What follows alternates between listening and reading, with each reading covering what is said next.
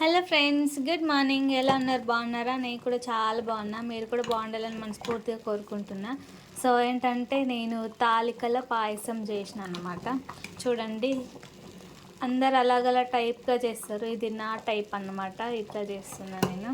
బెల్లమ్మ ఇంకా షుగర్ రెండు. కొంచెం స్వీట్లు చేసేటప్పుడు కొంచెం అందులో కొంచెం చిటికెడు ఉప్పు వేసినామనుకో టేస్ట్ ఇంకా బాగుంటుంది. చూడండి, ఇవి ఫస్ట్ నేతిలో ఫ్రై చేసి నెయ్యిలో తర్వాత నేను చేసిన ఎట్లుందో చూడండి. హ్యాపీ వినాయక చవితి అందరికీ.